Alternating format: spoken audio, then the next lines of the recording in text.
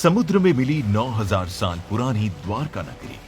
दोस्तों, माना जाता है कि द्वारिका को बसाने के लिए भगवान श्री कृष्ण ने समुद्र देव से जमीन ली थी और रातों रात विश्वकर्मा से इस नगरी का निर्माण करवाया। ये नगरी खूबसूरती और बेहतरीन वास्तुकला की मिसाल थी, लेकिन श्री कृष्ण की मौत के बाद ये पूरी नगरी समुद्र में डूब गई। लेकिन आपको बता दें, ये नगरी आज भी समुद्र की गहराई में मौजूद है। रिसर्च की माने तो खुदाई में मिली द्वारिका की कहानी 9000 साल पुरानी है। इस नगरी के इस अंजाम के पीछे दो घटनाएं जिम्मेदार थीं। एक माता गांधारी द्वारा दिया गया श्राप और दूसरा ऋषियों का अपमान किए जाने पर उनके द्वारा भगवान श्री कृष्ण के बेटे सांब को मिला श्राप। बता दें, द्वारिका महाभारत युद्ध के 36 साल बाद डूबी थी।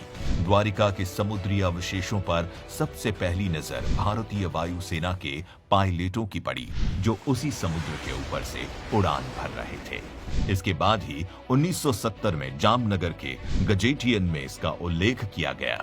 इसके पहले लोगों का मानना था कि द्वारिका नगरी एक काल्पनिक नगरी है और काल्पनिक कहानियों का कोई इतिहास नहीं होता। लेकिन जब द्वारिका का सबसे पहला उल्लेख गुजरात के भावनगर में मिले 6ठी शताब्दी के कॉपर प्लेट पर मिले, तब लोगों को इस पर भरोसा होने लगा। वहीं दोस्तों, 1979 में आर्कियोलॉजिस्ट तथ्य के प्रमाण ढूंढने लगे। खोज की शुरुआत हुई द्वारिका में मिले 9वीं शताब्दी के मंदिर के अवशेषों से।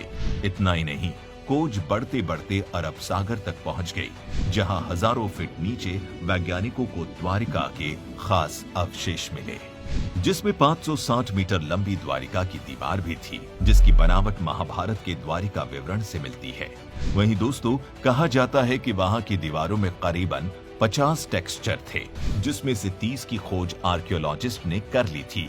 इसके साथ ही उन्हें उस समय के बर्तन भी मिले, जो लगभग 1528 से 3000 बीसी के लग रहे थे। ये सभी चीजें इस बात को चीख चीख कर बयां करती है कि द्वारिका आज भी समुद्र के अंदर मौजूद है। वहीं इस खोज को एक बार फिर से 2005 में भारतीय पुरातत्व सर्वेक्षण द्वारा शुरू किया गया था, जिसके बाद 2007 में उनकी टीम ने समुद्र से द्वारिका के कई अवशेष मिले थे। वहीं इन अवशेषों के नमूनों को देश में ही नहीं बल्कि विदेशों में भी टेस्टिंग के लिए भेजा गया था, जिसके बाद ये पता चला कि ये सभी अवशेष तकरीबन 9000 साल पुराने हैं। विदेश के वैज्ञानिक भी इस पूरे मामले को जानकर काफी चौंक गए थे। दोस्तों, विशेषज्ञों ने समुद्र के अंदर ही नहीं बल्कि जमीन के अंदर भी खुदाई की, जहां 10 मीटर की गहराई पर सिक्के और कई तरह की कलाकृतियां भी प्राप्त हुई। बता दें, जमीन में मिली चीजों और समुद्र के अंदर मिली चीजों में कई समानताएं मिलती हैं। दोस्तों, आपको बता दें, धार्मिक पुस्तकों के आधार पर महाभारत युद्ध के 36वें साल में द्वारका नगरी में बहुत अपशगुन होने लगे थे। कान्हा ने सभी यदुवंशी पुरुषों को तीर्थ पर जाने के लिए कहा। इस पर सभी लोग द्वारका नगरी से तीर्थ के लिए निकल गए। वहीं प्रभास क्षेत्र में आने पर विश्राम के दौरान किसी बात पर ये लोग आपस में भिड़ गए। ये बहसबाजी झगड़े में बदली और झगड़ा मारकाट में बदल गया। इस दौरान ऋषियों का श्राप इस रूप में फलीभूत हुआ कि सांब ने जिस मूसल को उत्पन्न किया था, उसके प्रभाव से प्रभास क्षेत्र में खड़ी एरका घास को लड़ाई के दौरान जो भी उखाड़ता, वो एरका घास मूसल में परिवर्तित हो जाती। ऐसा मूसल जिसका एक प्रहार ही व्यक्ति के प्राण लेने के लिए पर्याप्त था। इस लड़ाई में श्री कृष्ण के पुत्र प्रद्युम्न भी मारे गए। वहीं इसके बाद अर्जुन ने द्वारका पहुंचकर वासुदेव जी से कहा कि वो नगर में शेष बचे सभी लोगों को हस्तिनापुर चलने की तैयारी का आदेश दे। फिर अर्जुन ने प्रभास क्षेत्र जाकर सभी यदुवंशियों का अंतिम संस्कार किया। अगले दिन वासुदेव जी ने प्राण त्याग दिए। उस पर उनका अंतिम संस्कार कर अर्जुन सभी महिलाओं और बच्चों को लेकर द्वारका से निकल गए।